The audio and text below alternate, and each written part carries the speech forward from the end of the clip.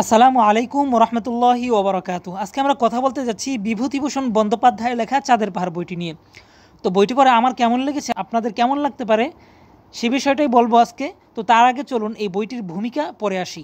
তো ভূমিকাটা পড়ার কারণ হচ্ছে এই ভূমিকার মধ্যেই হচ্ছে গিয়ে সব কথাগুলো চলে আসছে এবং আপনাদের কেমন লাগতে পারে সেই বিষয়গুলো এখানে চলে আসছে, এবং কি আমার যে অনুভূতিগুলো সেটা হচ্ছে এই ভূমিকার মধ্যেই ফুটে উঠেছে। তো যেহেতু ভূমিকাটা লেখাই আছে তো আমি সেটা পড়লে আপনারা আরও স্পষ্ট একটা ধারণা পাবেন। এখানে পদে পদে বিপদ, কখনো জানালার কাছে সিংহ নাক লাগিয়ে থাকে, কখনো বা তাঁবু ভেঙে ঢুকতে চায়, কখনো বা বেলাকমাম্বা সাপ দুহাত দূরত্বে মাটি হতে 2.5 হাত উচ্চতায় উঠে আক্রমণে উদ্যত হয়। এখানকার জায়গাগুলোও ভয়ঙ্কর, কখনো বা শঙ্কর পথ হারিয়ে মৃত্যুমুখী হয়ে যায়। এই শঙ্কর হচ্ছে চাঁদের পাহাড় উপন্যাসের মূল নায়ক। যাই হোক, রোডেশিয়ান ভেল্ডে কখনো বা পথের বাধা হয়ে দাঁড়ায় বহু বছরের ঘুমন্ত আগ্নেয়গিরির অগ্নুৎপাত, কখনো জঙ্গলে 2 মাস ঘুরে ঘুরে একই জায়গায় ফিরে আসে অনুসন্ধানকারী। সেসব দিত কালাহারি মরুভূমি পাড়ি দিতে গিয়ে তৃষ্ণায় মরেই যেতে ধরেছিল শঙ্কর। তবে শেষ পর্যন্ত কি শঙ্কর হীরকের খনি খুঁজে পায়? জুলু ভাষায় যাকে বণিক বলে সেই উপদেবতা কি সত্যিই আছে? এরকম হাজারো রকম বিস্ময় বর্ণনায় পরিপূর্ণ এই চাঁদের পাহাড় বইটি একটি কিশোরকে স্বপ্ন দেখানোর জন্য এক অতুলনীয় উপাখ্যান। যেই বইটি পড়বে সে বইয়ের পাতা ছেড়ে হারিয়ে যাবে গহীন আফ্রিকায়, পদে পদে লড়বে বিপদের সাথে, সিংহের সাথে করবে যুদ্ধ, মুগ্ধ চোখে আফ্রিকার পূর্ণিমা দেখবে বাওবাব গাছটা যেন সত্যি ছাতা মেলে ধরে আছে মোহময়ী পূর্ণিমায়। রাত্রির অপার অসীম সৌন্দর্য যেন সিংহের সান্নিধ্যকেও তুচ্ছ করে, এমনই ভয়ঙ্কর সুন্দর।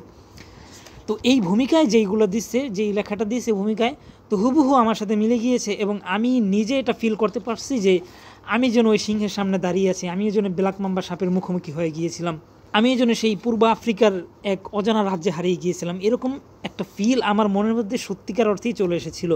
যাদের অ্যাডভেঞ্চারের নেশা আছে এবং যারা বিপদের মুখেও অবিচল থাকেন তাদের জন্য এই বইটি আমি পার্সোনালি সাজেস্ট করব, আপনারা পড়তে পারেন। এমনকি যে কোনো বয়সের মানুষ, এবং আপনি যদি বইপ্রেমী নাও হন তবুও আমি আপনাকে বলবো এই বইটি একবার পড়ুন, এই বইটির মায়ায় পড়ে যাবেন। আমি আপনার কাছে চ্যালেঞ্জ যে এই বইটির আপনি মায়ায় পড়ে যাবেন একবার পড়লেই। আর হচ্ছে এই বইটি একটা দারুণ একটা বিশেষত্ব হচ্ছে এই বইটি যখন আপনি পড়বেন তখন আপনার মনে হবে যে এই বইটি একটি বাস্তব কাহিনীর উপরে লেখা, এবং একটা বাস্তব যে কাহিনী ঘটছে সেটা হচ্ছে বিভূতিভূষণ বন্দ্যোপাধ্যায় একটু সাজিয়ে গুছিয়ে লিখেছেন।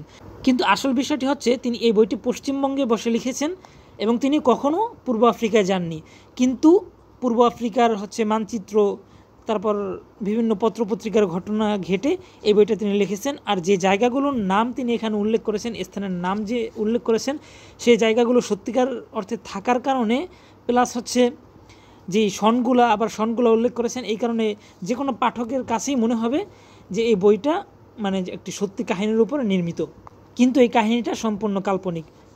আর এই কাহিনীটার উপরে কিন্তু একটা সিনেমাও নির্মিত হয়েছে, তো সেই সিনেমাটাও দেখতে পারেন। তবে সিনেমা দেখার আগে এই বইটি আগে পড়ে নেবেন, তাহলে বেশি মজা পাবেন। যদিও সিনেমার মধ্যে সম্পূর্ণ কাহিনী দেয়নি, কিছু কাটছাট করেছে। আপনাদেরকে পার্সোনালি সাজেস্ট করব যে একবার হলেও এই বইটি পড়ুন, আপনি এই বইয়ের মায়ায় পড়ে যাবেন। আর আমার রিভিউটা কেমন লেগেছে আর রিভিউর কোথায় কোথায় ভুল হয়েছে সেগুলো ধরিয়ে দিবেন আশা করি, এবং আপনাদের দোয়া আমায় রাখবেন। আজকে এই পর্যন্তই, কথা হবে অন্য কোনো বই নিয়ে। ততক্ষণে ভালো থাকবেন, সুস্থ থাকবেন। আল্লাহ হাফেজ।